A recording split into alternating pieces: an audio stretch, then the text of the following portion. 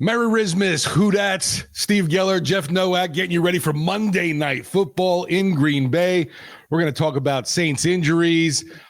Jeff's going to get death threats from a Packers reporter, and we're going to also get to a little bit of our X factors for this matchup as well. Death threats is the word. He did threaten that I might die, but he didn't threaten that he might kill me. I think there's a distinction to be made there, but a warning of death then. He is referencing my death. So there is that. Anyway, so yeah, this is going to be kind of our preview episode. It's kind of weird. The game isn't until Monday. We've only seen one practice. We're recording this on Friday morning, but we do have a lot of the information we need. So we're going to go through a ton of it. If you watched yesterday's episode, we're doing this a little differently on YouTube. So if you're watching this on YouTube, you're not going to get that second segment. We're just going to go straight to the final segment. And so if you want to watch that crossover interview with the Packers reporter, Jason B. Hirschhorn, go check that out in a previous episode. If you're listening to this on the podcast, you will get the full thing. You'll get the full Monty. It's going to go on forever.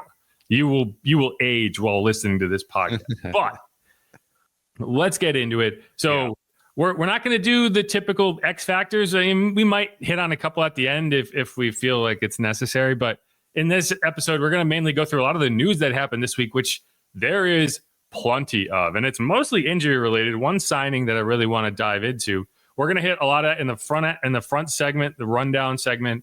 We're going to talk Derek Carr, Spencer Rattler, but not a ton. We're going to reference it here at the top, but we're going to basically the entire final segment is going to be kind of diving into the question: why is Darren Rizzi so intent, or at least seems to be so intent on keeping the door open for Derek Carr to return this season? Because he very much is. And I have some theories on why. And I think it makes sense when you really dive into it. But that's going to be the back segment. So we're not going to talk a ton about it at the top because there's a lot more to talk about. But we will dive into it extensively back there. So stay tuned. Anyway, so first things first, just to mention, so Spencer Rattler is going to be the starter this week. If Derek Carr cannot go. And that's really all I'll talk about right now. There was some confusion when Darren said that this week. And I'm going to drop the clip in right here of exactly what he said, so we all are on the same page. Protocol. If Derek's unable to play this week, Spencer Rattler will be the starting quarterback for us. So yeah, you hear if, right? You heard an if? I got an if. Not everyone heard an if, including the Saints' own social media team, because when he said that, everyone, I heard it. Mike Triplett, who's sitting right in front of me, heard it. Maybe it was the angle we were sitting at. I don't know. But a lot of people heard Derek Carr is unable to play and Spencer Rattler will be the starter. They skipped the if. And I don't know if they just heard what they wanted to hear. My working theory is they just don't speak Jersey. And, if you grew up in the Northeast, we all talk fast. We blend a lot of words together. And so the if is kind of just dropped. It's kind of just part of the first word. Like if Carr's unable to go, like there's no space. And I think all these Southerners who talk all slow and stuff, just all they heard was they just that definitely was my reaction because he said it. I'm listening, and then I'm seeing social media, even NFL Network, all these other national are saying, picking up what folks are saying and going with Derek Carr is out for Monday Night Football. Spencer Rattler starting. Yeah, the if was just totally glossed over. Yeah, and it's an important if. It's an important if.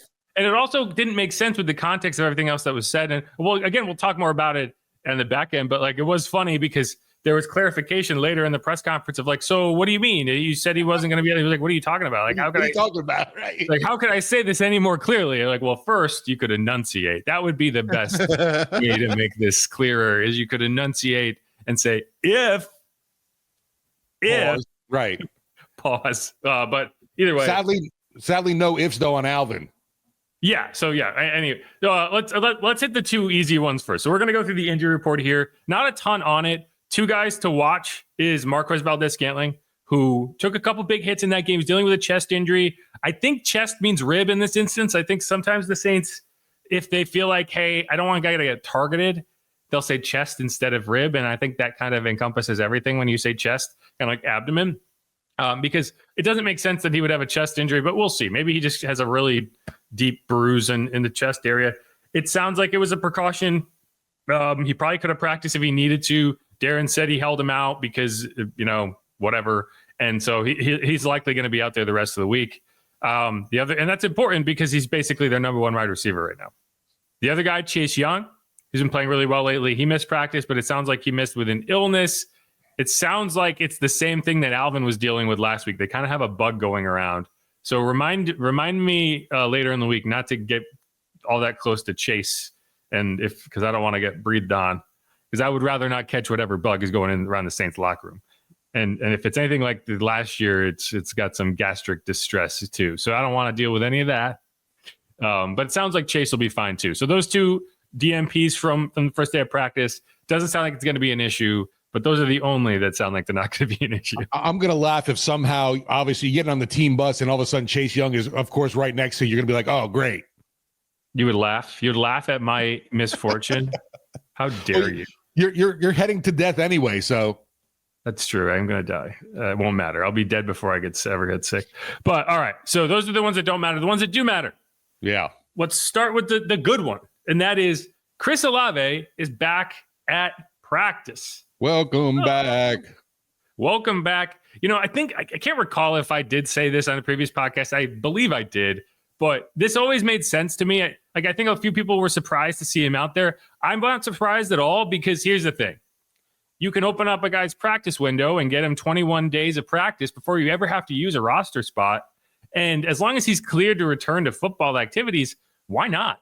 Like, what's the harm in getting him out there and getting him back in the fold and getting him involved? And, because I would be surprised. I would still be surprised if he plays a game this year. But what's the harm in getting him out at practice? It'll be good for him. It'll be good for morale. It'll be good going into next year to feel like, hey, we've gotten him back on the field and we don't have to just kind of wait and see. He cleared concussion protocol earlier in the week. This is Darren Rizzi talking about the idea of getting him back out there and just, I think it's a morale boost if nothing else. The circumstances with Chris, like I said earlier, I believe in putting that back up to Chris, and let's see how he feels. Today was his first practice in a long time. 7-8 weeks, whatever the number is, and first practice back. So let's get a sample size first, and let's see how he's feeling, and make sure he's got no setbacks with the football activities, and kind of take it from there. It would be a heck of a deal. I'm proud that he's even back out here, and I'm happy for him. But let's just see how it goes. I don't want to put the cart before the horse on that one. Yeah, that was Rizzi kind of addressing, is it possible that he plays? Is the goal for him to play? And he kind of put it on, and we'll talk about more of this. It's similar to the Derek Carr situation of if a guy wants to play, what is your right as a coach to say no, right? And shutting someone down against their own wishes is a tough scenario. It's a lot tougher than people make it out to be when they're like, just get rid of him, just have him sit down. He's a professional football player, you're paying him. You're not just, if he's healthy, he's cleared to play, tell him no. That's tough. So we'll see how it goes. But either way, it's good to see him back out there. I think there was a realistic question of hey, does he ever play again? Sure. And I think in that case, it's mostly just up to him whether he feels safe playing, right? And Tua went through the same conversation earlier this year. And, it's again, at the end of the day, if a guy wants to play, it's not the team's job to be no, how dare you? No, they're paying him. They want him to play. So we'll see how it goes. But either way, it's cool to see him out there. He's an important piece of this team going forward, regardless of how it looks, regardless of who's the head coach, who's the starting quarterback, whatever. Chris Olave is a core piece to this team. Well, I think too, a part of it for him is I'm pretty sure he feels he's unproven too, and obviously a disappointing season for him, and still a young guy out there to show he can make his mark here in the NFL. There's a lot of questions about, him being soft or him not being, reliable enough. For someone in his scenario, yeah, I would definitely want to see Chris back if doable this season. But the other guy, Alvin, I'm not. I said this last, time we talked about it. It's I don't want to see Alvin the rest of the year. I don't think 50 yards for 1,000 really means much. Disagree, but it's for Chris. I think just to kind of finish up that point, I think it is an interesting question because if the goal is to play him next year, and he has been medically cleared, and there are no concerns over like, is it going to get worse? Like it's not going to be any different next year than it is this year.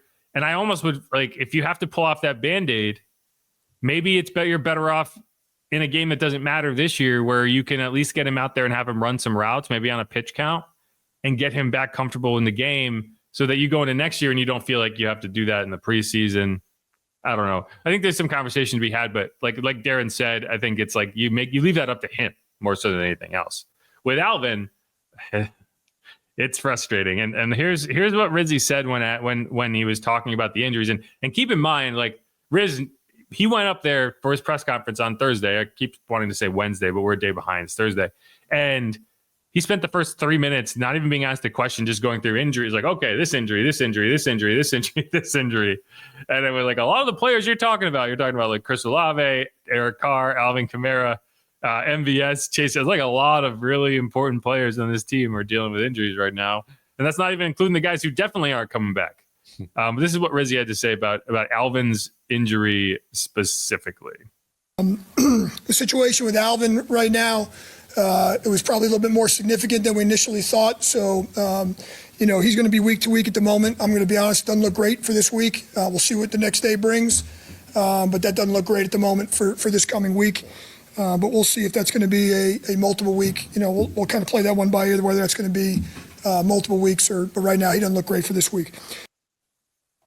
I think if I'm reading between the lines here, Alvin doesn't look great for this week. Because Rizzy said it 3 times in the matter of 3 sentences there. I already didn't think it was likely that he played regardless, of the severity of it. When the coach comes out on Thursday and says it doesn't look great, you can just cross his name off. He's not playing. Right. And it's a groin / adductor, which is like your hip area.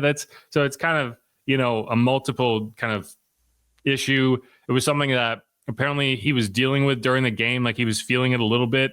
And then when he went to catch the touchdown from Cedric Wilson, that crazy grab where he kind of like laid out for it a little bit, that's when he really final straw there. Yeah, he tweaked it and he tried to stay in the game.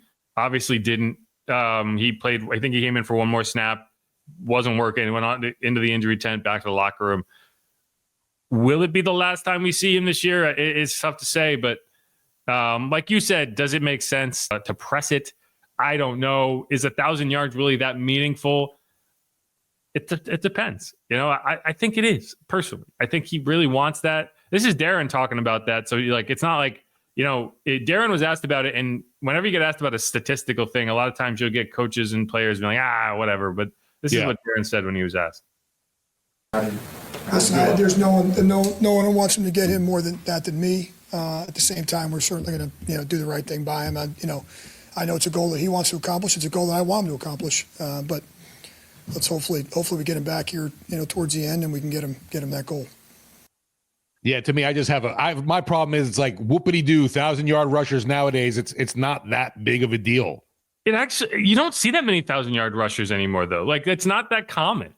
I mean, who's good? How many 1,000-yard rushers are there going to be in the NFL this year? Right. Let's see. Stat leaders. I know Josh Jacobs is one of them already. Great. So right now, 1,000-yard rushers: Saquon Barkley, Derrick Henry, Josh Jacobs, Kyron Williams, Bijan Robinson, Jahmyr Gibbs, Chuba Hubbard. You got a few more guys who could get there: Tony Pollard, Aaron Jones, James Conner, Jonathan Taylor, Joe Mixon. It doesn't happen as much as it used to. It feels like every team had a 1,000-yard rusher on it every year in the past, and it's really not there anymore. Although I think running games are starting to come back a little bit, but you see mostly like timeshares in backfield. Yeah, the time split for sure. But for me, I'm more worried about future Alvin than current Alvin getting 50 more yards. I understand that, but again, you're talking about hey, he's a football player. If he's healthy enough to play football, he's going to play football. Now, I think there's a difference between that and him being 60% on an injury and trying to gut through it so he can get 50 more yards. I think that's what you are not going to do. That said, if you have him sit this week, maybe even next week against the Raiders, and he comes back in week 18 against the Bucs, and you give him 15 carries and say, hey, if you can get 50 yards, we're not going to spam you the ball and risk an injury. But like, if you can get it within the scope of the offense, good, cool, let's do it. But either way, like, I wouldn't. If Alvin is dead set on coming back and getting that, sure. I guess it's just he's trying to play. Like, he's not just gonna like call it a season. So I don't know. It is what it is. But if you were hoping that he was going to win you your fantasy playoffs, oh right, I am sorry, you're screwed, because that is not going to happen for you. And that's honestly, like, hope this picked up Kendra Miller. Right. Well, at this point, it's like, what else do you have as a Saints fan watching this season? What do you have to watch and enjoy? If you had Alvin Kamara on your fantasy team, you probably were enjoying that. Not anymore, because that's good. Because this is when, like, I'm in the fantasy playoffs this week. I don't have Alvin in either league, but like, if suddenly the guy, like one of my top running backs, disappeared, I would be in trouble. I'm actually on the opposite end, which my 11-4 team, where I'm the first seed, I have Jahmyr Gibbs, and David Montgomery is another player who went down. So they might as well give me the trophy now, because I already have the best team, and now I'm getting like God tier Jahmyr Gibbs over the fantasy playoff weeks. Like, this is a Lions team. This is off topic, but it's a Lions team that can't play defense because they have no healthy defensive players either. Needs to score like 50 points to win a game. And Jahmyr Gibbs is their only running back, and he's going to get a full snap share. So that's the opposite of if you had Alvin, if you had Jahmyr. So I actually would compare Jahmyr and Alvin. I think they're very similar players. So that's where that is. Yeah, looking at the running back room, obviously we know it's Miller time with the carries. Hopefully, I know Riz mentioned Jamal Williams. That'd be nice to see him, getting more than 2-3, carries in a game. Yeah, I mean, I guess I can't bring myself to be excited about Jamal Williams. It's just a head scratcher for me. I don't understand what went wrong there. I don't know. I don't think it just ever worked out the way they hoped it would work out. And you're kind of just riding out that contract. I would be surprised if he's here next year. He's not even like a valuable short yardage guy, really. It's just a guy. And having veterans in the locker room is valuable. Like, I'm not making it out like he's nothing, but it's like, what has he done other than return a few kicks? And he's probably fumbled as many kickoffs as he's returned well. But so the running back room is another one. So the last thing we'll talk about this segment before moving on, Clyde Edwards-Helaire. That's how you say it. Clyde Edwards-Helaire, Baton Rouge guy. He's on the Saints, and it kind of feels like a let's give the fans something to get excited about type move. Darren Rizzi said that this wasn't really an Alvin Kamara spurred move. It was more of a, hey, I mean, he's available. We've had our eyes on him for a while. Why not bring him in? Former first-round pick. He's only 25 years old.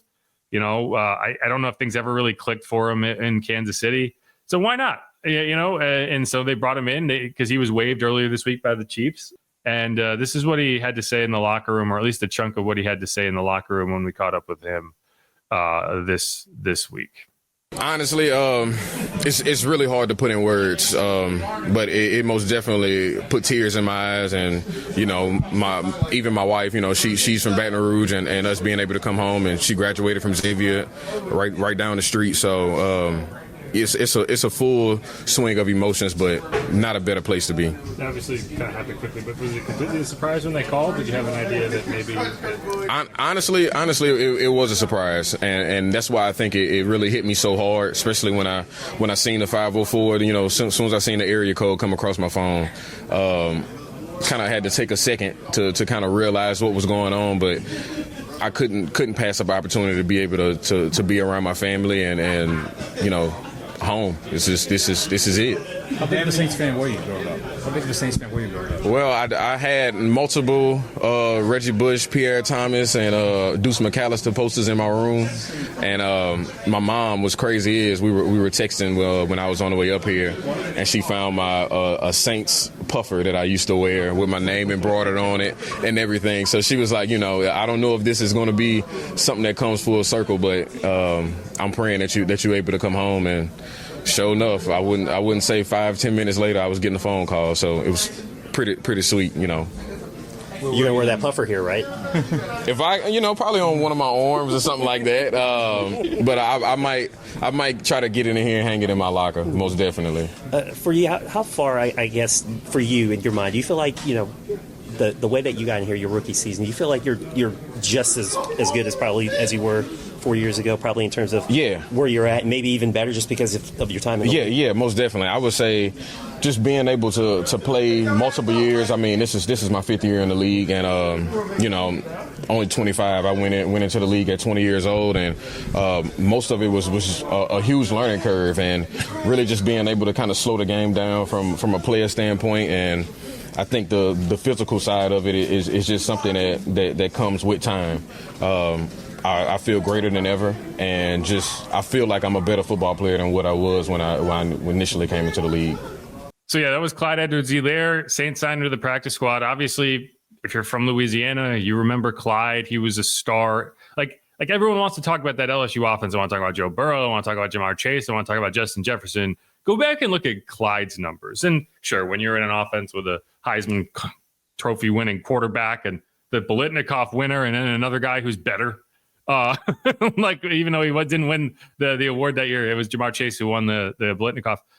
It makes life easier for you, and there's going to be a lot of room to run. But even by those standards, like, he was a star in that offense. And just go back and watch that LSU Alabama game. I was lucky enough to be in the building for that.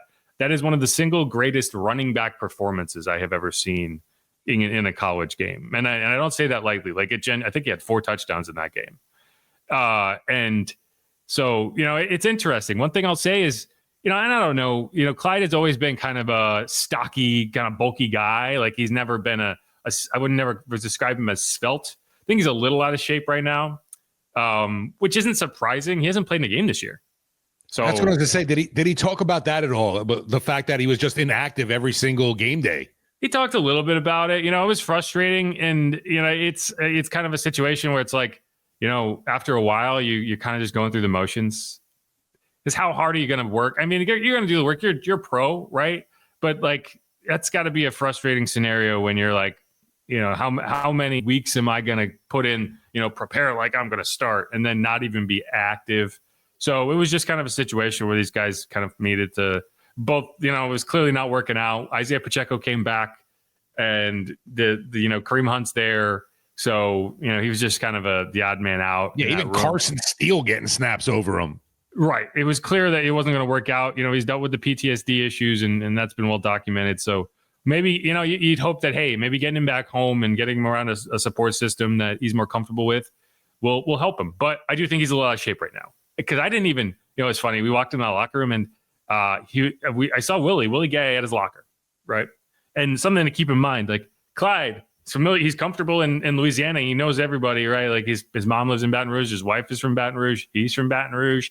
But then, like, former Chiefs on this roster now: Willie Gay, Ugo Amadi, Tyrann Mathieu, Colin Saunders, Tano Pasquino, Clyde, obviously, and then MVS, right? So, like, he's got friends in this room. And then guys that he played with at LSU. Foster Moreau was a teammate of his at LSU, right? Yeah. I'm sure he knows Tyrann. I'm sure he knew Tyrann before he even got to Kansas City, because Tyrann is very active with LSU stuff, right? So it's just kind of an interesting dynamic. But it was funny when I walked in there, I saw him standing next to Willie Gay at his locker, and I was like, oh, it must be one of Willie's friends or something. Like, because Clyde's like 5'9". Like, he's not a guy that you'd be like, oh, that's definitely an NFL player. And I think he's a little bulkier right now than maybe he'd want to play at. Whatever his weight is, he's probably a little heavier. And then it was like, and then he turned around and I was like, oh, that's Clyde. Oh man. That's him. But I will say there was a glowing review once, obviously during that magical national championship run with LSU. Obviously, people should know Ed Ogeron and Bobby Hebert, pretty good friends. He came on Sports Talk and was talking about Clyde and said, oh, he might be 5'7", Cajun Cannon, but he plays like he's 6'1". And that always stuck with me. Oh, no, yeah, he does. Like, and I don't know, like, he was the first round pick for a reason. He's a talented player. And it's like, I don't think it's a terrible investment, right? Dice to roll of like, hey, maybe he can, in a more comfortable environment, in a place where he has a better support system, maybe he can find something. And I don't know, like I said, Jamal Williams might not be here next year. But you do want a third running back. It's not like I don't think you're necessarily going to feel like you have to go into the draft and we got to go find a running back if Kendre Miller can stay healthy. But you do still want that third running back. So I don't know, maybe that can be Clyde. Who knows? But that's kind of where you're at. And I'm hopeful that he can get out on the field. I don't think it's going to be on Monday. Right. Because, learning an offense and putting someone out there. Maybe you suit him up. Maybe he's active. He's in number 23, which is an interesting choice. But it is weird to see the number 23 back out there, but it's not weirder than seeing Equinemius St. Brown in number 13. So I don't know. I'd like to think that maybe in week 18, you can roll Clyde out there and get him some action and it'd be kind of fun. No, like you were talking about, obviously everyone locally, I think, pulling for this guy and would be a nice ending, I guess, or at least a positive chapter in his story that seemed to got derailed a little bit in Kansas City. Yeah, no question. And I don't know if he ever really got back to the form he had as a rookie because that was his best year. He had 800 something rushing yards, 200 something receiving yards, a bunch of touchdowns. And then if you recall, the Chiefs came down to New Orleans, played a game in the Superdome, and Clyde had a pretty nasty hip injury near the end zone. I can't remember if he scored a touchdown or not, but it was down, trying to battle into the end zone. And that ended his rookie season. And I don't know if he ever got back to the form that he had prior. So I don't know. Maybe he doesn't have it. Maybe this is a 3-week experiment, but I don't know. I could think of less exciting 3-week experiments that you could, like they signed Xavier Valade. I haven't even heard a peep about him. So, this is why not? Well, that's how I'll sum it up. Why the hell not? Low risk, high reward for sure. I don't even know if it's a high reward thing, but it's definitely low risk. Potential. Yeah, low risk. I think it's low risk, low reward, but it's at least something you could talk about in the meet. We're talking about it. Did we spend more than 6 seconds talking about Xavier Valade? Did we take longer than it was necessary to learn how to pronounce his name to talk about him? Absolutely not. So Clyde's already ahead on that front. Yeah, I didn't even see the addition of Valade. So that one I'm looking up right now. It was a month and a half ago, and it was his name starts with an X, and there's a bunch of Z's and V's in there. But all right, yeah, from Arizona State, I'm seeing.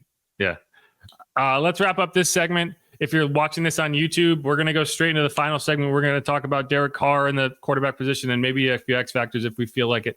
If you're listening in the podcast feed, we're going to throw to an interview with Jason B. Hirschhorn. If you'd like to see that interview on YouTube, it's the last episode we posted prior to this one because I figured, I don't know, why not just get something out earlier in the week? We'll see how this goes. Maybe we'll go back to the original schedule. I don't know. But either way, thanks everyone for watching. This is Inside Black and Gold. I'm Jeff Nowak. He is Steve Geller. Make sure to subscribe. Make sure to rate and review wherever you get your podcasts. And stick around. We will be right back.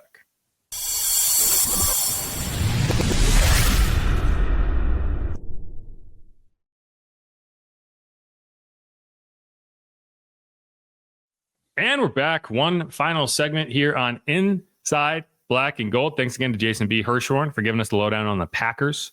And, it's the biggest question going into the Packers game. I don't even know if it's not even worth talking about the game itself. The game will be interesting to watch. I think from the Packers perspective, there's a lot of intriguing storylines for them. For the Saints, it's hey, what are you going to do at quarterback? Right? Who's going to be the running back? Kendre Miller? Yeah, probably. But quarterback, it's fascinating because there's a scenario that a lot of teams have gone with, which is season's over. We have an injury guarantee on this quarterback, and we don't want him to get hurt. In the Saints case, he actually already is hurt. And you've seen teams just, with Derek Carr and the Raiders, for example, shut it down. Say, hey, you know what? Not worth it. We're going to sit you down. Russell Wilson with the Broncos last year. That's what happened to him. This year, Daniel Jones with the Giants. It is not unusual. The Saints aren't doing that. The Saints are going the opposite route. And this is what Darren Rizzi said when kind of laying out the quarterback situation, as we talked about briefly in the opening segment, but I do want to hear his entire kind of spiel on the situation right now.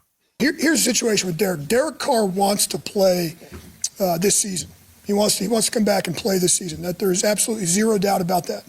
He's in here every day doing everything that he possibly can from a rehab standpoint to get himself back on the field. There's absolutely, like I said, Zero doubt about that. He had actually his best day today. I appreciate and respect the fact that he wants to come back and play. And so therefore, that's why this thing's day to day. We're not going to put him in harm's way. We're going to make sure that he's able to go out there and function. And that's really what it comes down to right now. When he can fully function and go out there and function all the duties as a quarterback, he'll be back on the field. But apparently there was some, reports out there about him being done for the season and things like that. If he was done for the season, we would have put him on IR by now and we would have shut him down. That's just not the case. And so he's working his tail off every day. He's frustrated by some of the reports. Quite frankly, we've had multiple conversations about it. And he's in here every day. And like I said, he had one of his best days today. So as soon as he's able to function and as soon as he's able to go out there and get some functionality back in his hand, we'll do that. Right now, the concussion is not an issue. He just has to go out there and get one practice in to clear the final concussion protocol. If Derek's unable to play this week, Spencer Rattler will be the starting quarterback for us. Obviously, he gave us a spark this past game in the second half. Had a real good practice day today. So that's where we are with him. If Derek Carr is on it. Yeah, it's crystal clear to me. And maybe it's just the jersey still in me. I don't know. That's my thing. Like everyone's like, he didn't say if. And I was like, no, he definitely said if. Like I didn't have a question in my mind. Like I tweeted it immediately and then I saw everyone else's tweets. And I was like, why is everyone ignoring that Derek might play? All that said, it doesn't really matter. I think what was happening mostly is people were hearing what they expected or wanted to hear because let's be real. Derek's not playing this week. You would be insane to send him out there in a game that doesn't matter with not getting any practice and whatnot. He still hasn't practiced this week. He could practice. We don't know for sure that he's not going to get out there, but I think it would make zero sense to do that. That said, the scenario that Darren Rizzi is setting up is one that Derek is going to start again this season. And the idea that they're going to shut him down is not true. And that's been reported in a few different ways. Yeah. One of those ways is because, hey, the Saints are going to use that injury guarantee as a reason to not take any risks. And I never got the impression that was going to be the case, but I saw a lot of the cap heads go around like, of course they wouldn't start him. It wouldn't make any sense to start him with this injury guarantee. So they're using that logic and putting it on. Like I know Florio posted something of like, oh, they're getting toward this contract impasse. And I don't think that's true. I don't think that's really weighing in. So I asked Darren specifically about an injury guarantee and whether that would factor in. And this was his answer. Somebody else asked me about that. And here's my answer to that. If the organization, and I'm not speaking for Mickey or Mrs. Benson, but if the organization was concerned about that, the easy thing to do would have been to shelve him for the year, put him in an IR, let him get healthy, let him pass the physical. So I don't see that as a. I know that's been talked about. I certainly am not the salary cap guy or the contract guy. I'm a coach, but at the same time, I understand that plays into it, and I understand that that's happened in Derek's past. The fact that he wants to come back, the fact that he's not on IR, I think kind of answers those questions. In my opinion, answers those questions. That's not an issue at the moment. And this is Mickey Loomis on WWL earlier this week, kind of answering the same question of, hey, does it make sense for Derek to play? Well, look, he's going to be day to day, really, and he's got an issue in his hand, and there's a reason to be optimistic, but it's a day to day thing. We just have to go along and see, when he gets to the point where he can function well enough to play in the game. I know it's. He wants to play, and when he can, he will. Yeah, and to me, it's like, okay, if you're the head coach of a football team, are you going to play your starter or are you going to play a young guy? If in Darren Rizzi's case, why wouldn't you play the starter? Right, there's no job security for him. Well, and the only reason you wouldn't would be, hey, the edict has come down from on high. Right. And I want to see the young quarterback, right? And if that's not happening, and it doesn't sound like it's happening based on what Darren's saying, based on what Mickey is saying. And keep in mind, the interesting thing is a lot of the questions that a lot of the answers Darren gave were like self-prompted answers of like the first quote I played. He didn't get asked a question. He just went into that. And he's like, we've heard this, Derek. We've had conversations about this. And I asked him about the injury guarantee. He said, yeah, someone else asked me about that. So there's conversations going on within the building about what the best course is. So it's not like he's just doing whatever he wants. Like, there are conversations happening. And if they had any interest in protecting this injury guarantee, again, like Darren said, you could have just put him on IR, and they're not doing that. And so, like, I understand it, because, like, what is the benefit of Darren, going with a young guy who's almost definitely going to lose you football games? Like, your best chance to win is playing Derek. So why wouldn't you play Derek? I guess that's the way I look at it. And I think the issue people are having in understanding this is they are using their own, opinions and beliefs and trying to take Darren's situation and put Darren in their shoes and say, why wouldn't you do what makes sense to me? And what you need to do to understand what Darren's doing is you need to take yourself and flip it around and put yourself in Darren's shoes and say, what would I do in his situation? Because if you're in his situation, he's trying to get a job. He's trying to win football games. And the best chance he has, bar none, to take this job beyond this year is for the Saints front office to believe that, hey, we want to get another look at this Clint Kubiak offense. We think we may have something here, and we just didn't get enough time in it. And we don't want to reset again. We want to see if there's something there. And if we're going to do that, then we'll probably stick with Derek. And if we're going to stick with Derek, then we're probably going to stick with Darren, right? Because you're not going to want to bring in a new head coach and say, yeah, well, you're going to do a lot of stuff, but you're definitely going to have to keep this quarterback and this offensive coordinator. You can do whatever else you want. No, you're not doing that. What head coach worth his salt is going to walk into that scenario and be like, sure? None. So, like, I think it makes perfect sense that Darren wants to go with Derek.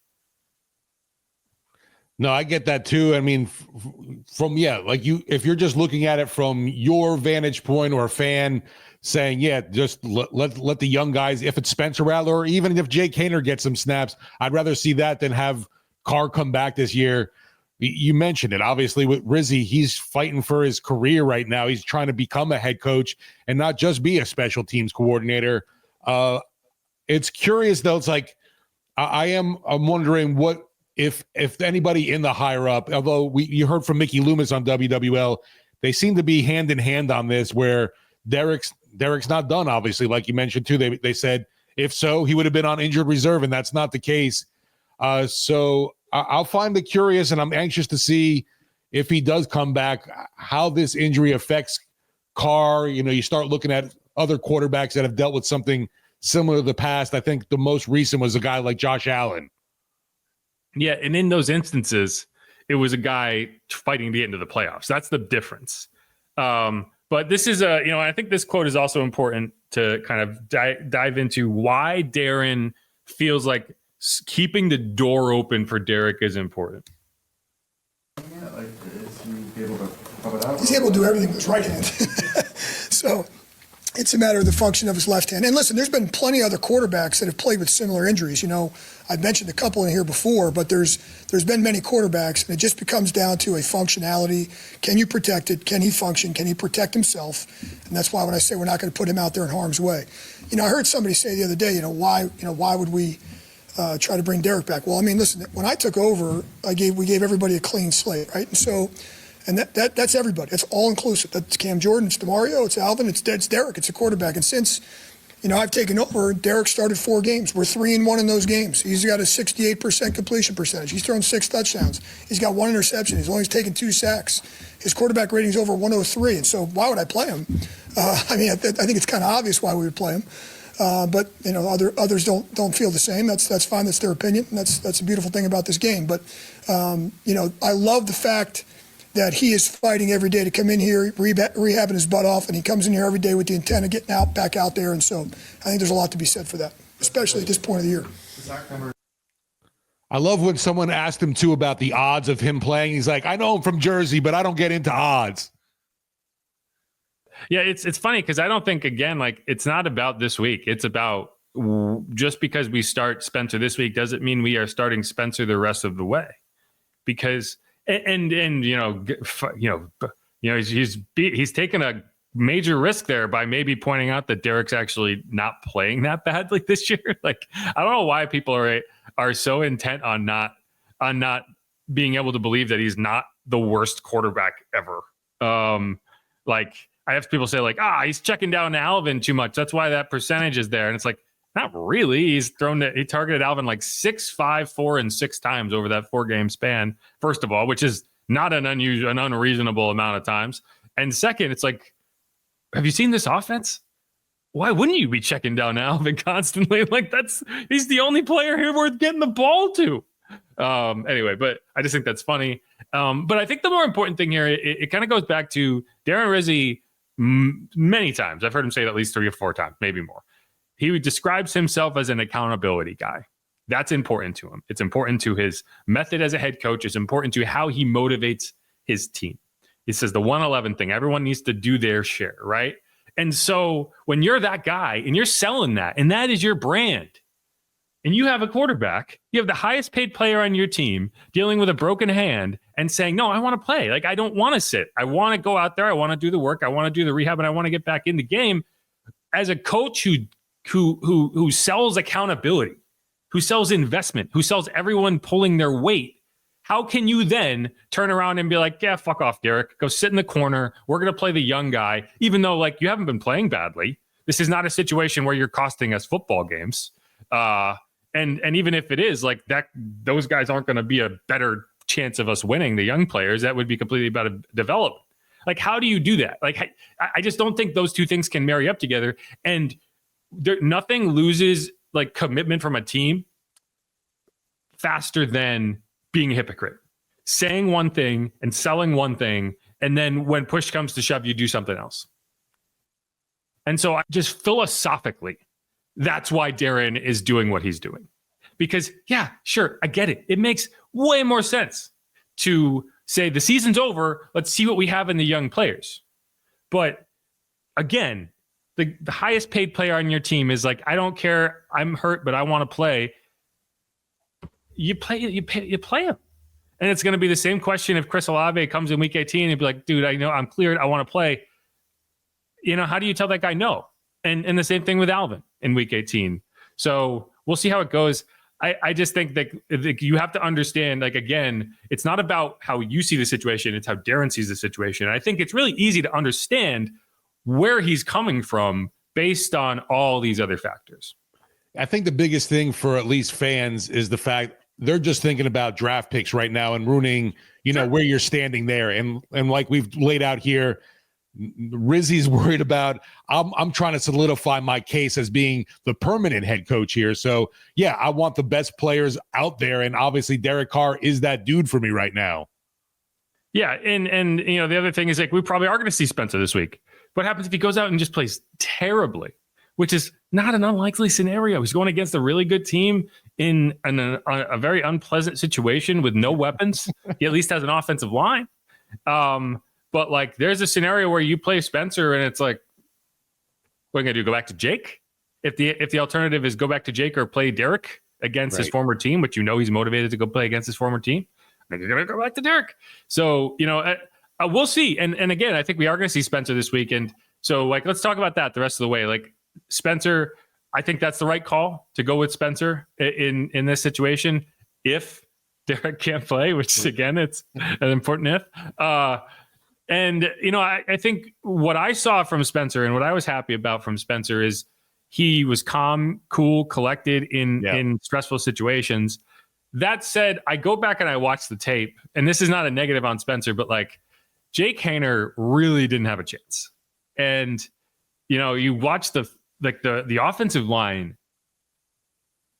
shat themselves in the first half of that game. I don't know what the deal was, but like, you would watch that and you'd be like, okay, what could, like, when I watch the quarterbacks play and I watch a play go badly, I say, what could he have done differently? And in a lot of those instances, I'm like, I mean, he's getting immediate pressure right up the middle. Like, all he can do is try to run for it and he doesn't get away. Like, is that bad quarterback play? It's a lot of times it's bad offensive line play. Then there's, the throw that Spencer made to MVS. I would argue that Jake made a better throw in a similar situation on the exact same route And one of them MVS dropped, one of them MVS caught, and the one he caught was a much more difficult catch. So I don't know. It's tough because like so much of when you're only looking at a half, it's tough to be like, okay, is this the best you could have got out of this one individual guy, or were there other factors that played in? Like you have bad offensive line protection, guys are dropping passes, penalties, whatever.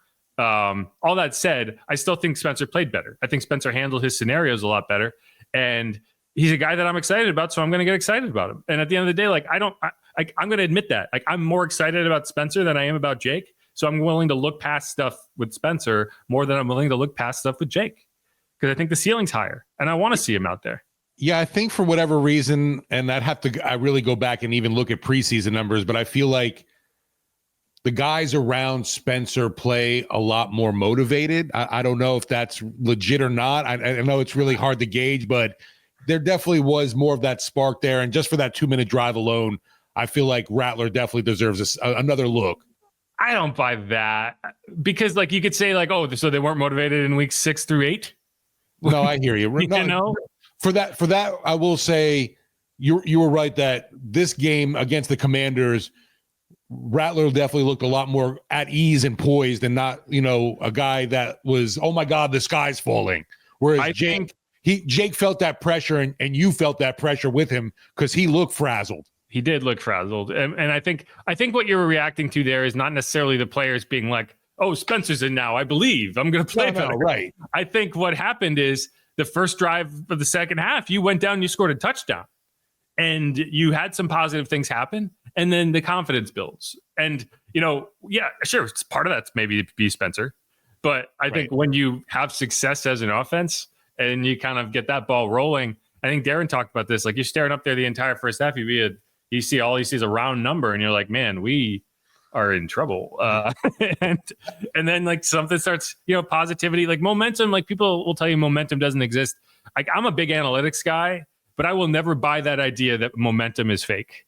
Because 1000% like momentum is a real thing, and you can see it when you watch a football game. Maybe you don't see it in the numbers, but you can see it when you watch a football game. And I do not believe that there will ever come a time where you will be able to evaluate a football game without watching it.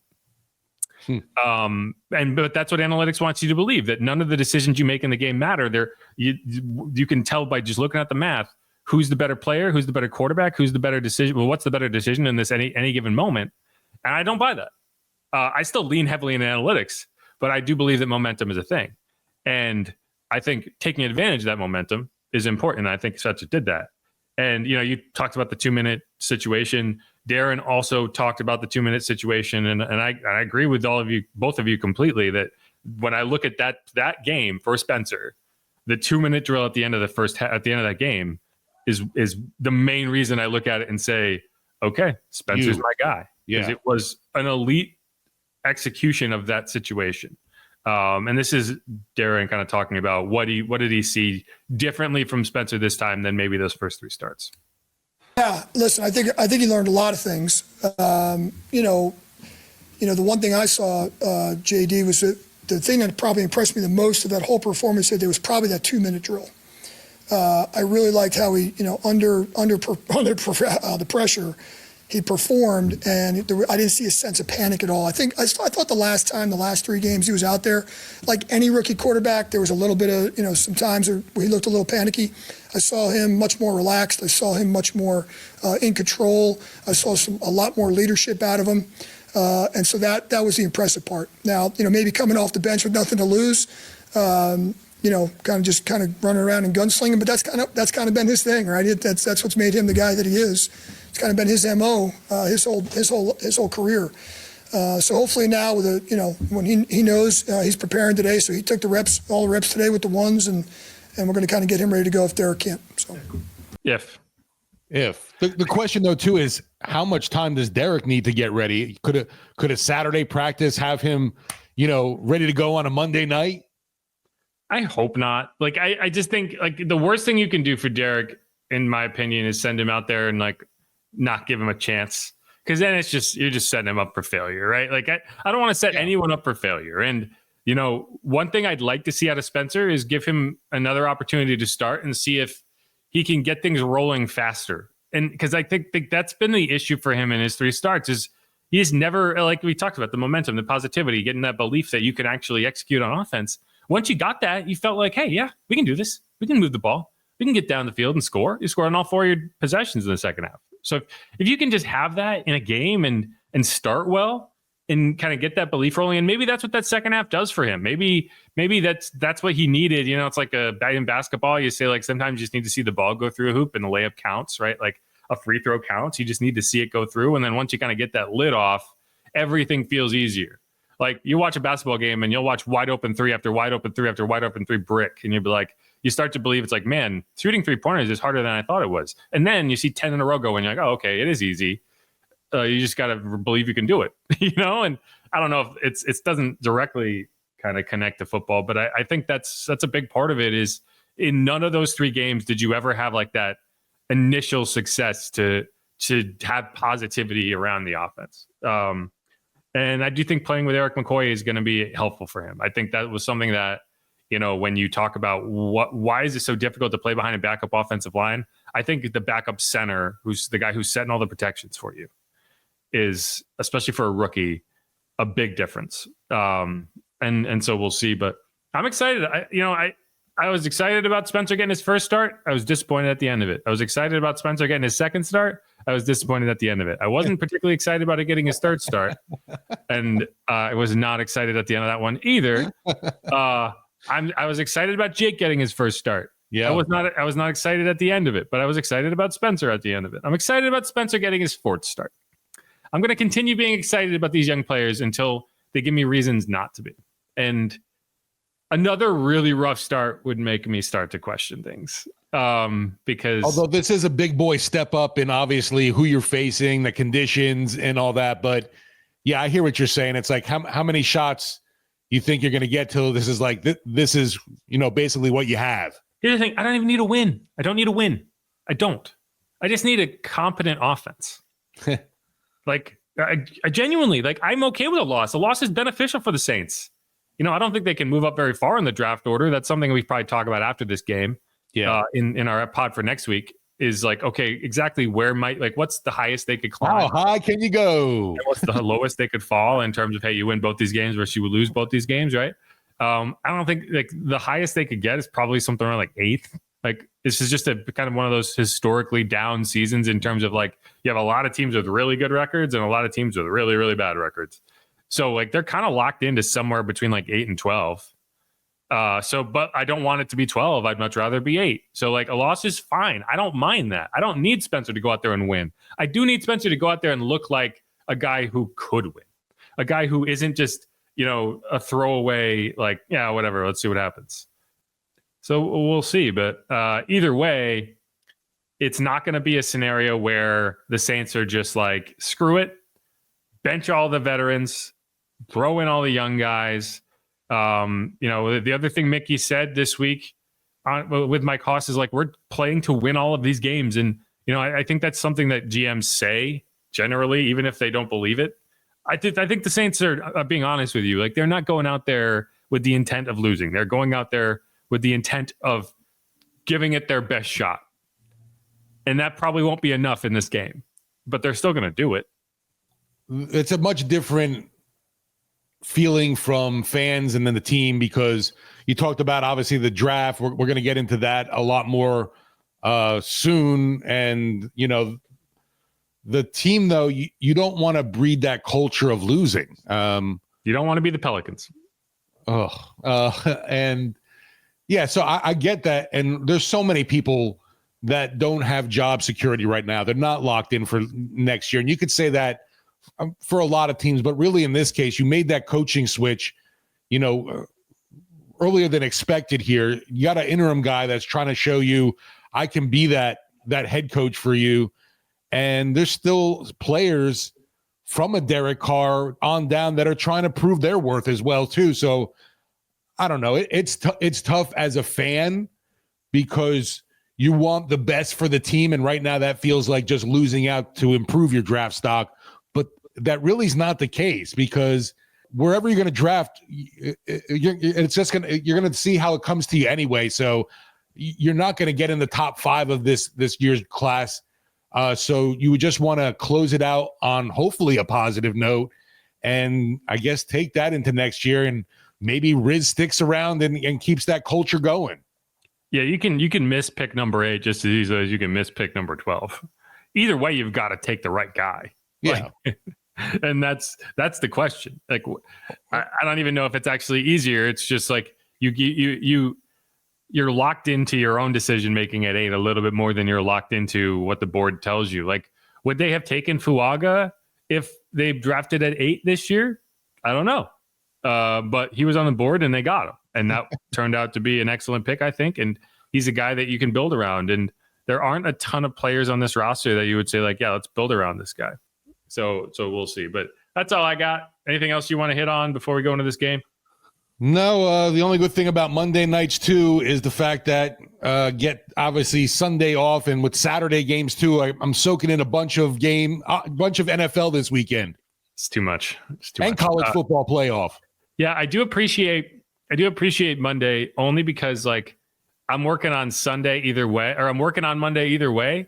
So having a Monday game is like I actually just get a free day because again I would be working. I guess I have to work on Saturday instead. So I guess there's the trade-off.